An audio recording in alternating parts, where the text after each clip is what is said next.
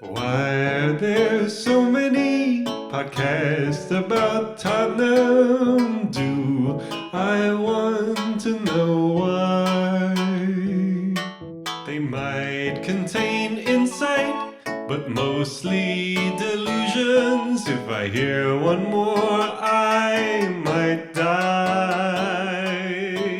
They don't like Hello and welcome to Tottenham On Tour, the Spurs podcast about Spurs podcasts. And I don't know about you, but I am exhausted by this week, by this life being a Spurs fan. We've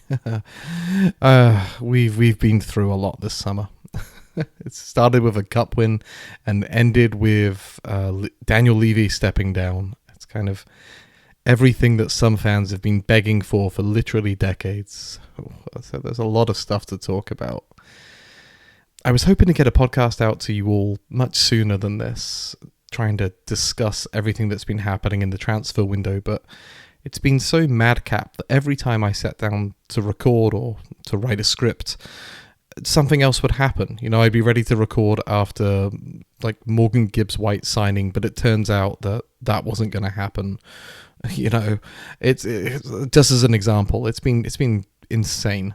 You know, just as a recap, since the last time I recorded the podcast in this format, where I talk about other Spurs podcasts and the things they're talking about. If you're new to the podcast, doesn't it sound super interesting? We've won 2 games in the league, one against City away. We lost a game in spectacularly bad fashion. We nearly won the Super Cup, but for the grace of God, Spurs fans abused Matisse Tell online for missing a penalty. There's been an injection of cash from ENIC. We've signed 5 new players plus 2 returning players. We've been linked to dozens of players. Thank you to Milo from The Game Is About Glory for his ongoing list of players that we've been linked to. We lost our captain, who was also arguably our best player. We managed to move on perennial whipping boys, Manor Solomon and Brian Hill. Fabio Paratici has potentially agreed to return to the club in October. We were embarrassed in the transfer market by Morgan Gibbs-White and Eberechi Eze. We were drawn against Doncaster and had an incredibly generous Champions League set of fixtures. Our second best player, potentially, James Maddison, was injured for most of the season. Christian Romero, I guess who probably is our actual best player, signed a new contract and became our captain. We played our first ever North London derby overseas. There was all sorts of ripple effects across the community. And just as I'm beginning to get my head around all of this, Daniel fucking Levy gets forced out of the club. So I was hoping to talk about the transfer window and the early season kind of as an aggregate, right? As a very fair representation of the fan base and what online fans and podcasts are talking about. It didn't feel fair to me to come in and do a review halfway through when the cake hasn't been fully baked yet, so to speak. And yeah, just as I'm sitting down, I got a nice little script that I like. Daniel Levy steps down, and it completely recontextualizes a lot of what I was going to say, quite frankly. And I'm going to do my best in this podcast today to stick to what my goals were, which is to talk about some key points that affected Spurs fans over the summer, but with a view now to trying to give some, reflection in light of Daniel Levy leaving. I will come back next week and give you an overview of how podcasts have reacted to Levy's departure.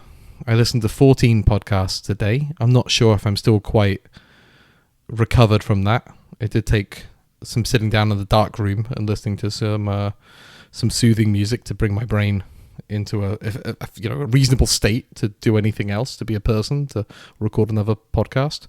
And yeah, so we'll come back, we'll talk about it then. But yeah, let's dive into it. Before we dive into it, good podcasting. Drop a like, drop a subscribe if you haven't already. Thanks to those who already have. Drop a comment if you like what you're listening to. Please don't leave a comment if you don't. It does help with visibility. I've experienced some good growth this month with support from Flav at the Fighting Cock. I had the pleasure of interviewing him early this month. Hopefully you all heard that. Very sort of interesting, very humbling interview, I felt. He was a very lovely chap.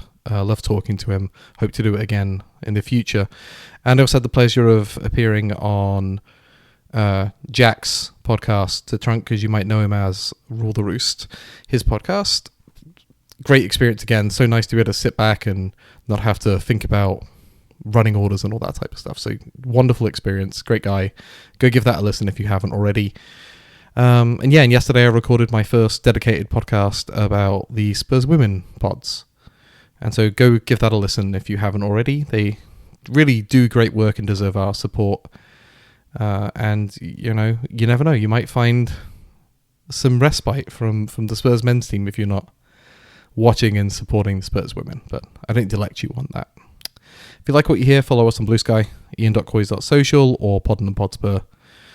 And let's get into it. Okay, so like I said, this is a reflection of our summer business, the changes that the club have experienced, both in terms of personnel, field, in the boardroom, and also in the coaching staff, and some just general thoughts, and the experience that the fans have been through. I'm going to try to cover all that. And I think the most pertinent and most important person to talk about is Thomas Frank, quite frankly. Pun intended.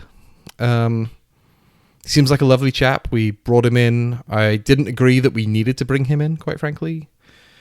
I think that Ange deserved season 3. I think the vibes were good. And, he delivered us a trophy. And I've talked about this before. I don't want to be revisionist and talk about Ange more than Frank right now, but I'm going to. I think it says a lot about our club in how we treat people. And I didn't like saying goodbye to Ange after he delivered something that I've cherished so much and valued and wanted so strongly. But he did go, and I think in retrospect, I don't know how you would have survived the things that we've experienced in the last couple of months. I think he would have been a great shepherd for us. But circling back to Thomas Frank, he seems like a tremendous guy. I'm glad, and I'm glad it's him that we brought in, if anybody. I think I talked about this before. He is calm, which I think our club needs. He has a good head on his shoulders. He has a good team of people around him who all seem like good people, good football people. I like the way that the club has packaged and presented him. I thought that some of the introductory videos that they produced were very good. And I think he's spoken reasonably well in the few press conferences. There's the word. I swear I'm intelligent. Yeah, in some of the press conferences I've seen of him. There's been some criticisms of minor stuff here or there, but I think he's generally been perfectly fine. From the podcasting world, I think the thing that really stands out when I listen to people talking about Frank, and especially his positives, is his tactical flexibility. You probably saw that coming. A number of different people. I'm going to call out Stu on Come and Discuss Spurs, but tons of people have been very impressed by his tactical flexibility, and we saw this in deploying a back 3 against PSG in the Super Cup, and then switching to a back 4 against Man City a couple of weeks later. Sort of similar quality opposition. So we saw him willing to take a risk and mix things up and do what he thinks is right to get a result. Not everybody agrees. Russ on Last Word on Spurs a couple of weeks back says that he wants a style. He wants a strong, consistent style that he can point to that doesn't change from game to game. And I think what he's really talking about is a system, but I think that we have a style in place which is kind of pressing, and I think we're relying on transitions in a way that's very reminiscent of Pochettino in terms of turning the ball high up in the opposition third and creating artificial, not artificial, but creating counterattacks up in their third, which is very reminiscent of the way we used to hunt the ball under Poch. And actually that back three, back four switcheroo is also kind of similar of some of the things that Poch would do in his tenure. I don't remember Pochettino deploying it, a back three and a back four in almost subsequent games as early in his time with us as Frank has, but they are different people. But there's something about that I think that people might be finding comforting. There's like a muscle memory there. This is what they expect of Spurs managers that they like to watch. Other criticisms of Frank have come from View from the Lane. Jay and James on there were concerned about how he's going to respond to having only a week between games to prep the team. Let's find out. It's coming in the next couple of weeks as Champions League rears its beautiful head. And something that was quite prescient was on Echoes of Glory. Jack, he was talking about whether or not we'd be able to respond well when we went behind. And we saw this in the Bournemouth game. We didn't respond well. And it would be interesting to see if that's kind of a marker of this team, or whether it was just a bad day at the office, as I suggested on Rule the Roost last week. Daring and Doing, Ben Bowman, compared the way that Frank seems to be recruiting and setting the team up is similar to Man City and Arsenal in terms of being strong, covering ground, winning tackles. They're the basics, but they're the things that seem to win you football matches. And he was impressed at how quick a turnaround we've seen from last season's porous midfield. And I agree. There does seem to be some shoring up, which I think you can probably lay at the door somewhat of Paulinho. So all of this, pragmatism is all nice if it works. Jack on Rule the Roost thinks that maybe we're leaving the era of dogmatic managers. He floated that consideration in a conversation with Dan Kilpatrick of The Athletic. We'll see. I don't know if that's a wider, trend that we're going to observe, but hell, it'd be lovely if we were at the forefront of it, wouldn't it?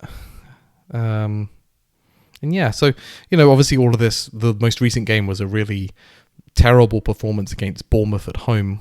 Incredibly disappointing stuff. Laddie and Raz on Tottenham Boys Making All the Noise were particularly concerned about why we seem so fearful and flat against Bournemouth. A lot of people have talked about whether or not this is a pre-transfer window effect. Maybe. Heard somebody say that perhaps there are fewer goals scored overall, at least in the most recent window. And yeah, the performance was pretty poor. Sean on the Spurs Talk Show, on the live deadline day stream that he did, says if he's meant to be flexible, he wasn't particularly impressed by the flexibility displayed by Frank and his coaching staff against Bournemouth, echoed by one of the guests on Hollie's Hotspurs too. One of the things about Frank that some people were concerned about when he first took over was whether or not he would have the charisma needed to carry the weight of being, the face of an organization like Tottenham Hotspur that is so incredibly visible and talked about and read about. And particularly whether or not he would have the ability to convince players to join us, like we heard Ange Postecoglou did. Pick up the phone and convince somebody of a project. Some data points that have come out from the podcasts, if you can call them data points, suggested by Milo on The Game Is About Glory, that before we brought Kudus in, he was called lazy by West Ham fans, right? And Steph pointed out that maybe this is Thomas Frank's ability to generate buy-in for his requirements and his charisma. So Spurs, Jim over there was talking about how Xavi Simons was talking about in his one of his interviews just after signing for us, that something that Thomas Frank did that convinced him to come was that they talked about Xavi's weaknesses, and Thomas Frank identified some weaknesses that others didn't. So all of this, a few data points is suggesting that yes, Thomas Frank has sufficient charisma to be a Spurs coach. Whether or not he has the charisma of Ange Postecoglou is debatable and is all about, how you value charisma. And that leads me on to my final point about Thomas Frank, and that's the perception of him. Again, like I said earlier, I like the bloke. Only just met him, but he seems decent. And something that I thought that was interesting on Echoes of Glory after game week 2, so what was that? The Man City win. He was very reinvigorated, and I noticed that last season ASD in particular was quite down on Tottenham and Ange Postecoglou. I think at one point he mentioned how he didn't like the group of players, that type of stuff. But in that podcast, 2 weeks ago, he said he likes Tottenham again. Talked about how we haven't loved Tottenham Hotspur since Pochettino, how we got our Tottenham back. And I don't think that speaks for everybody. I think he's talking in a very sort of general, non-specific we, maybe assuming, his circle of friends and the people he talks to. But there's something in that, I think. There's a certain amount of lifting of worry and anxiety that was on the fan base under Ange. We sat 17th for heaven's sake. It's not like it was, magicked up out of nowhere. But that was gone. There was such a animosity towards Ange in the end that I think that even though I disagree with him going, perhaps in terms of perceptions and controlling narratives, it was a good thing for him to go, because it allows us all to get back on board and behind the same, behind the same cause. I thought that was a really, honest and raw way to express himself, and I thank ASD for saying that. I disagree with some of the things he said about Ange last season, but I commend him for his honesty and openness in general. Jack on Rule the Roost talked about Thomas Frank's calm authority. He was a teacher after all, and compared him to Ange's emotions that he expressed. Perhaps he misunderstood the expectations of a Tottenham Hotspur coach. And again, I think this comes back to perception of Ange as an outsider, potentially. Not saying Jack is saying this, but just a general point. Much like Pochettino, much like a manager that we all adored and loved and some of us wish could have come back, Thomas Frank has many echoes of Poch in similar ways. He comes from the sort of European school of football, whether or not Poch, I know, is Argentinian, but played for PSG, coached in Spain, coached Southampton before coming to us. Thomas Frank, coached Brentford, is European. Ange, however, didn't necessarily have that root and has this otherness about him that was sort of thrown at him from the off. And I think that there's a sort of a perception and buy-in that was present early in Thomas Frank's tenure that I don't necessarily know was there under Ange. There was an awful lot of talk about how he represented many risks for Spurs, and I think his outsider status, and again, I'm not saying I've heard anybody necessarily talk about him like an outsider, but I think it's there. I think that outsider status and his style of play, his Ange ball, represented risk at a time when we were incredibly risk-averse as a fan base. Right now, we've got somebody who represents, in Thomas Frank, if not stability, a consistent experience that we know what roughly we're going to get. Like, we may not know his tactical flexibility, but we expect him to be tactical flexibility. To a certain extent, under Ange, we were perhaps unsure of exactly what we were going to get and whether or not his methods were going to work. And speaking about Ange, just real briefly, there has been some reflection upon Ange's tenure at our club, as you might expect. Still early days after we parted ways. Again, sort of comparing him back to Thomas Frank, his mentality that he has imbued into the squad was talked about briefly by Steph on the Games About Glory, suggesting that our squad is mentally tougher for the experiences that they had last season and then coming out with a trophy at the end of it. I think that's incredibly important. I think that this is probably the case that Frank will be benefiting from some of the good work that Ange did, but of course he's also got to undo some of the things that perhaps happened, at least in terms of fan perception or player expectations around the football club. kind of intangibles that I'm not going to necessarily get into because I'm not sure I have a clear vision of what they might be. And his perception and legacy is interesting. So Danny on The View from the Lane referenced Carlos Kickable, which for those of you who don't know was an infamous, phrase used by Alan Sugar, our chairperson, back in the 1990s when talking about, foreigners coming over to the English League, and praised Thomas Frank for his ability to be able to organise a team. And although he didn't mention Ange in the statement, I did wonder again if this is harking back to that outsider statement that I alluded to earlier. ASD on Echoes of Glory felt that Ange hoodwinked people with his honesty and his other kind of behaviours in the press conferences, his ability to connect with parts of the audience. That's an awfully emotive way to talk about your fellow fans, to suggest that there are a group of people who were hoodwinked. But if you feel like that, then more power to you for putting it out there. Again, it's not how I saw what Ange was doing, but I can certainly understand why that's the phrasing chosen by ASD. And yeah, Ange's body language was talked about a little bit on the Spurs Show. They were quite negative about Ange, quite frankly. They contrasted his stoic, would be a polite way to put it, his kind of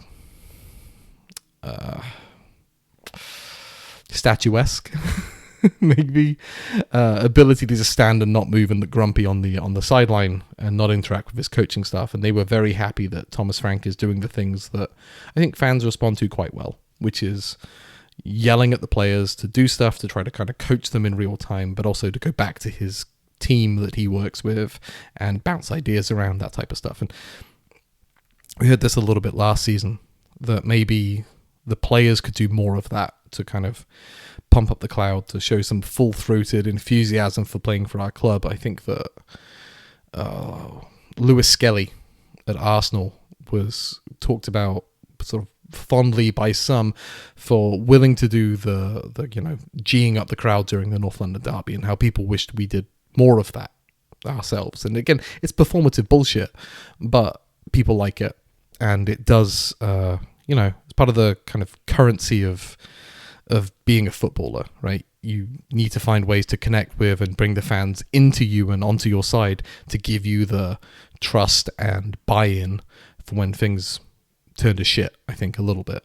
So if people think you're trying, you usually get a little bit more grace than if people don't think you're trying. So just, drawing a line under Ange Postecoglou, this probably won't be the last time I talk about him, but I'll try my best. I liked him. I like what he was trying to do.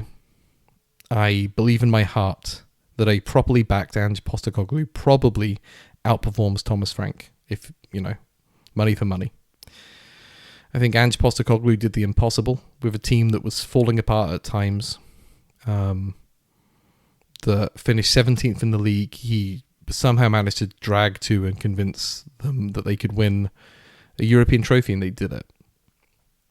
But I think what's important to acknowledge right now is I think that Thomas Frank is the better coach for this version of Tottenham Hotspur, which is, as of the time of writing this, somewhat underfunded potentially.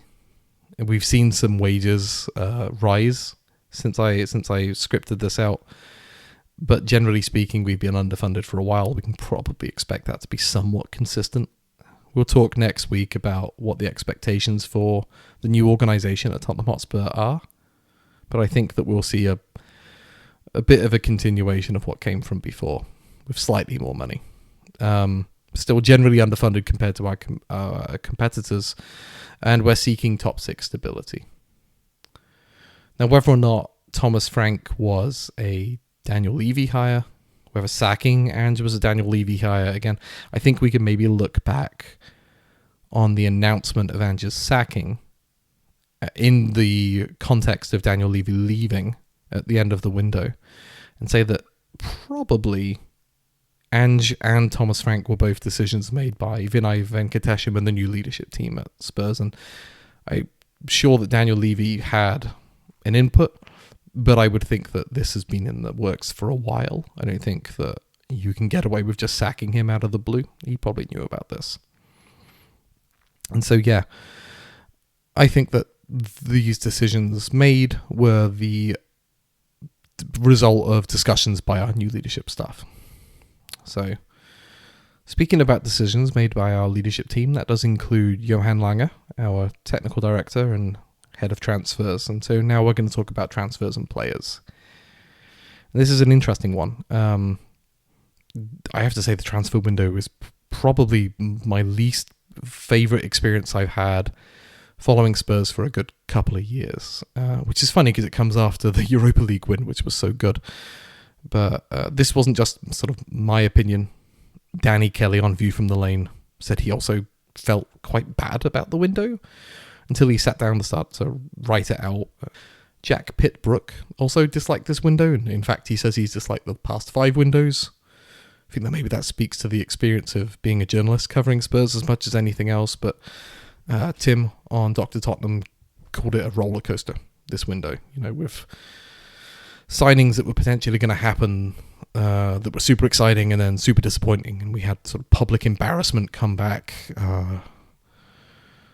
Some amazing signings at the end of the window. I think we should be very excited about Xavi Simons, about Randall Kolo Muani.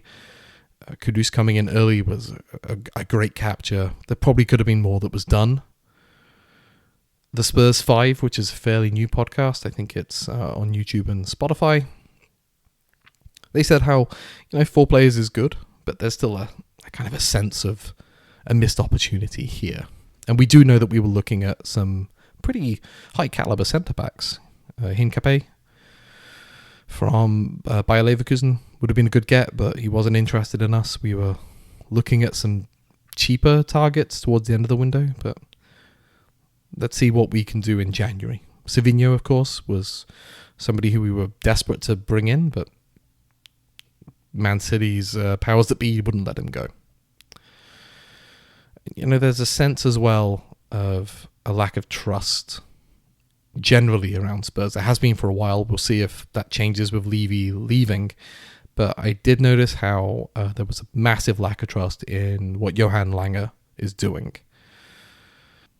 An assumption that we didn't have a plan, that things were taking too long,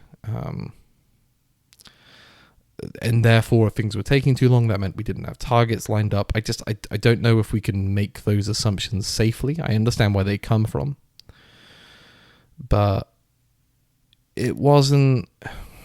I didn't think it was fair, quite frankly. I think that Johan Lange was sort of slammed last year for buying a lot of young players, as if that was his sole choice. And honestly, I think what happened last year was a club decision to restructure the composition of the squad to bring the age down. I don't think it was Johan Lange acting independently. And sort of conversely, we see that everything that happened at the end of the window was assumed to be Fabio Paratici's doing. And again, maybe that's true. People talk about how things have fingerprints on them, which for me is kind of like code words for assumptions about whether things are good or bad, and therefore they're done by the person I like or not done by the person I like. And, and the opposite is true. But generally speaking, I think the players that came in generally were quite sensible. Polinia has been widely praised. Many were skeptical before he came in. Big John Bass on... God, Big John Bass. Sorry, John. John Bass on the Fighting Cock mentioned how the laptop nerds didn't like his signing, but he's become a quick fan favorite, I think. He's a unit. He's massive. He also likes a slide tackle, which is, again, coming back to people liking players showing effort. I think that's helped him become a favorite of the fans pretty quickly. Nathan, that the extra inch still doesn't think that we've solved our ball progression issue, but there is a suggestion that the signing of Polinia unlocks our other creative players. So we'll have to see. I'm hopeful that this is just a different way of doing things, and again, maybe we can be leaders in a new tactical style, perhaps. What else have we got here?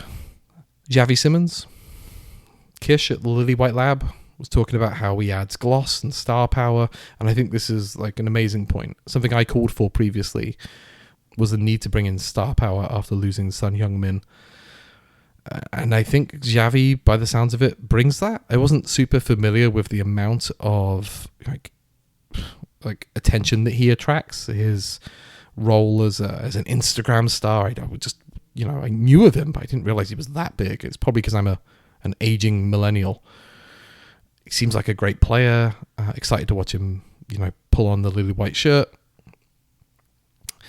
Jim at So Spurs pointed out that his signing might convince others to come and join us who might want to play with him. And I think that's exciting. We'll see what happens in January with that, and maybe that convinced Kolo Muani. Who knows?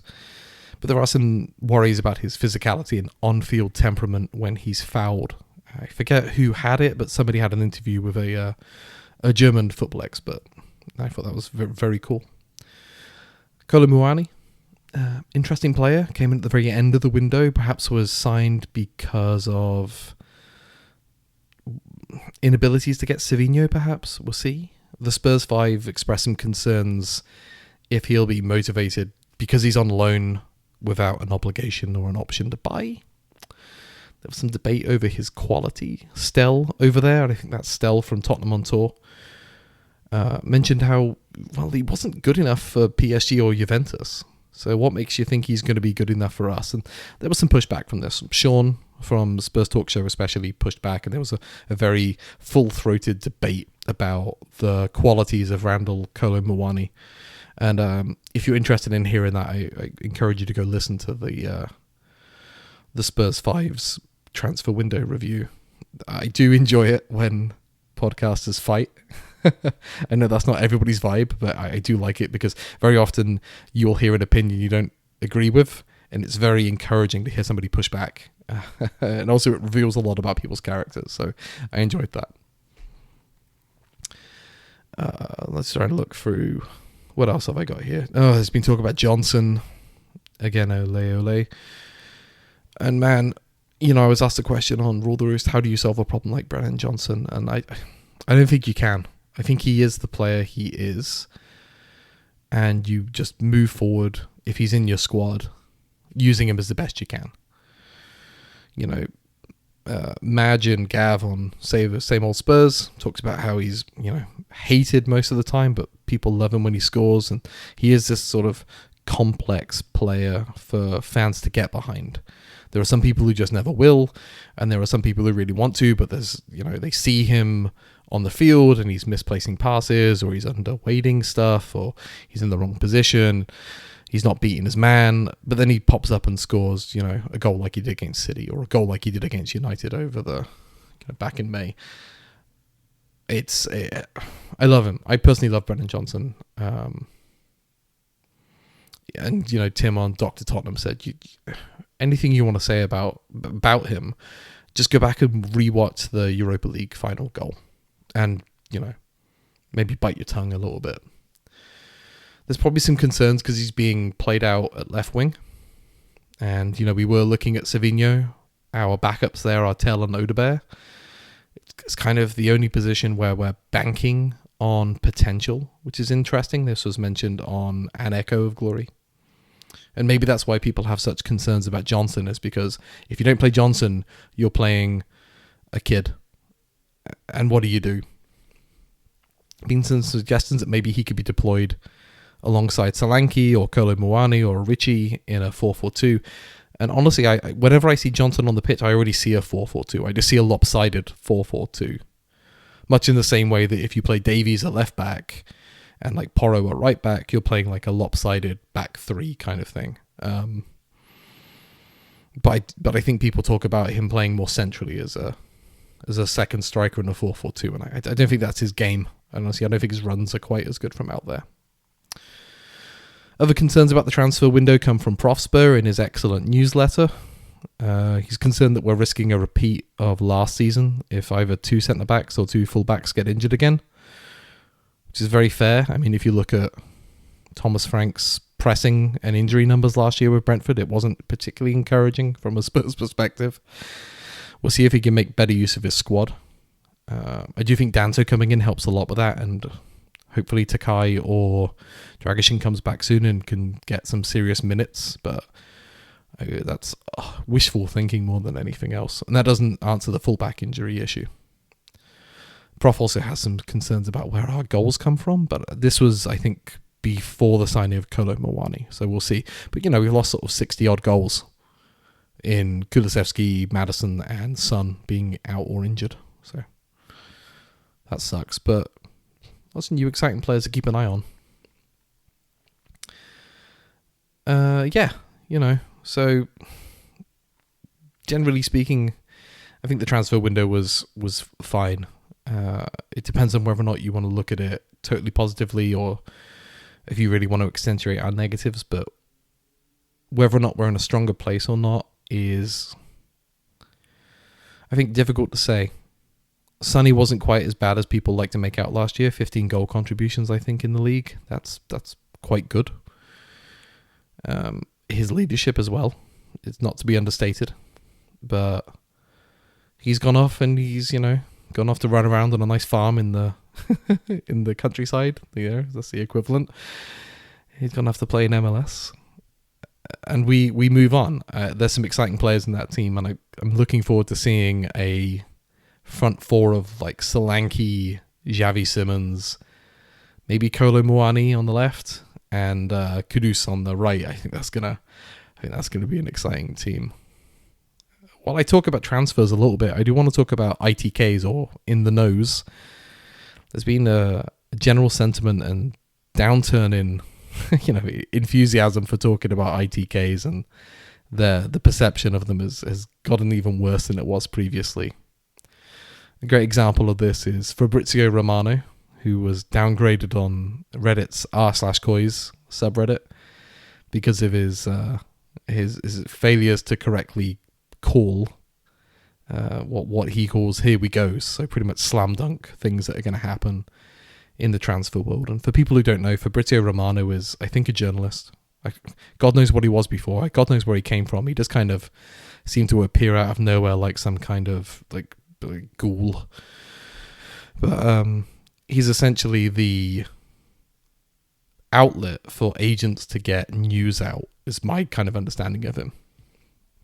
So if you've got a player that you want to shift, used to be you kind of disseminate that to your network of journalists, and that still kind of happens, but there seems to be a real emphasis on getting things to Fabrizio Romano, is my understanding of it, for him to leak this stuff to his, wider audience. And so when things are about to be finished, people seem to like to tell Romano, and he basically confirms it on his social media channels.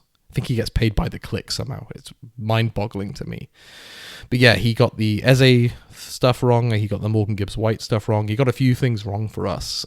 So there was a turning against him for that reason. But there's also been this kind of simmering animosity towards him for his support for Mason Greenwood and Thomas Partey, who were both involved in... I've got to be careful here so I don't get sued. Assault allegations against them and accusations. And I think this is fair to call out, but I do get concerned that myself and others fall into the trap of using this to, as a way to score points on rival teams. Thomas Partey especially. Generally speaking, ITKs have been exhausting, I think. I had a real sense of exhaustion this year, and I don't pay attention to ITKs. I don't even watch preseason. I try to switch off in the summer, but even I was getting burned out. We Are Tottenham TV, I think it was Ben or Sim on there, talks about how they're fed up with the repeated rumours that are happening. This was recorded the Wednesday prior to the window closing on the Friday. There was a real sense of just fed upness from them. Citing a lack of trust, saying they don't believe most of the rumours that come out. Of course, they were talking about Xavi Simons at the time, so that didn't age well, but I get where they're coming from. There's been a real cannibalization of the ITK industry, as it were. Like, there's been a lot of people for a long time who've gotten cultural cachet or attention online, and in some cases have parlayed it into careers like Romano by being kind of fancy ITKs for a club. And I think people are getting sick of it. We've always had ITK type stuff, don't get me wrong. Anybody who used to look at teletext back in the 90s would see numerous stupid rumors on there. The back pages of the red tops were filled with just absolute garbage rumors. They've always been there, but there's something about the amplification of the internet that makes it all-consuming and overwhelming, quite frankly.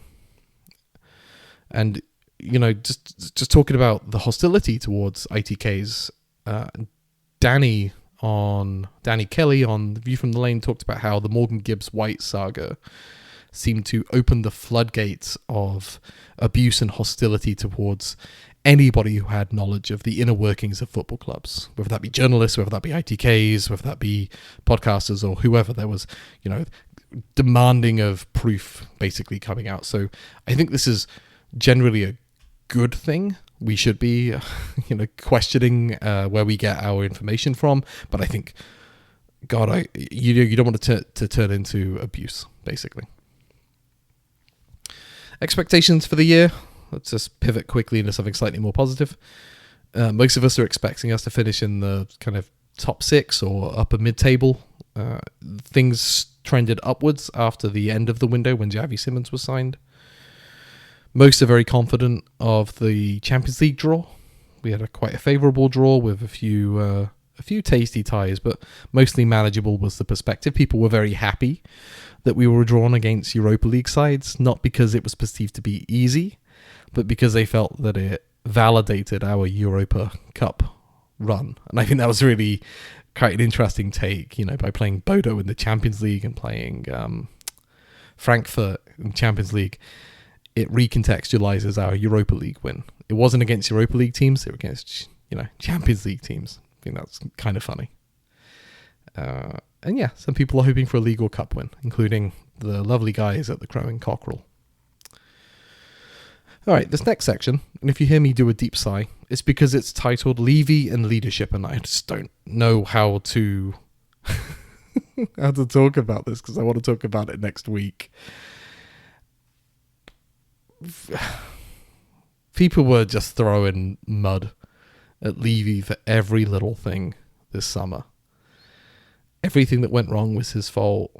Things that you could say were not his fault was, he wasn't getting praise maybe where it was due. Everything was double-edged. Everything was it was a weird year. And I'm going to put a pin in this because I'm at 45 minutes. We can come back to the perception about Daniel Levy and the Spurs leadership and the changes there, but there's a lot to dig into. So yeah, friend of the show, Bardi from the Extra Inch, asked me to grade how podcasters handled the window. And honestly, it kind of everyone gets a passing grade. That's how this podcast review generally works. I don't dig people out. I try to be polite. I don't think anybody really covered themselves in glory. And I don't think anybody really did anything outstandingly stupid, from what I heard. And honestly, I'm saying that because it depends on who you like. If you're already listening to a podcast frequently, you've probably made the decision that they fit your vibe. But I do think that how podcasters talk about the window really depends on their biases and worldview. And by that I mean, did you view the window through the context of Spurs in isolation? I.e., is our squad better than it was at the start of the window? Which, on the balance of all things, it probably is. I think I'd feel better if James Maddison or Dejan Kulusevski were fit.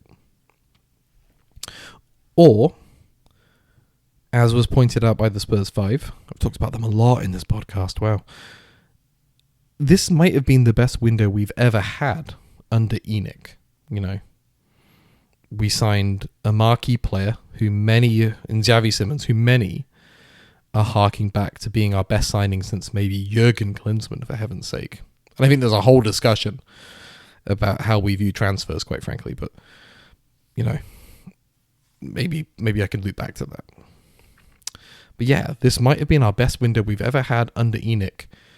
But the signings made by our perceived competitors, and I know that's me being slightly controversial by calling them perceived, but I think Liverpool and Arsenal were so far ahead of us last year that we shouldn't be looking at them in terms of competitors just yet. The money they spent, spending over £100 million on a player is just crazy money. I stand by nobody being worth that. But the money that they spent and the ability to sell players reframed the work that we did. And I think that's really telling. So when you're talking about, grading whether or not a podcaster or a podcast did well in this window, I feel like it's slightly unfair because they might just have a completely different worldview to me. And I think that cultural relativism is important here. And something else that was pointed out to me by Hipsy Hustle on Bluesky was that every signing we made casted a shadow. And by that, signing Kudus is a great thing. But it displaces our Europa League winning goal scorer in Brennan Johnson. Signing Xavi Simons is because we're replacing an injured James Maddison, which is a negative. Randall Kolo Muani at the time was perceived to have been bought as insurance for Dom Solanke, who the rumours coming out were, going to be out for months. Every signing that should have been excited had a knock-on effect that was potentially negative. So again, going back to grading how people respond to this window, that's it's hard because the excitement always comes with a problem. When we're not just sort of adding to the squad, we're fixing problems, which is never as fun as it could be. So yeah, perception is important. Perception is really important. Bardi, you guys get an A because you've talked about my podcast. So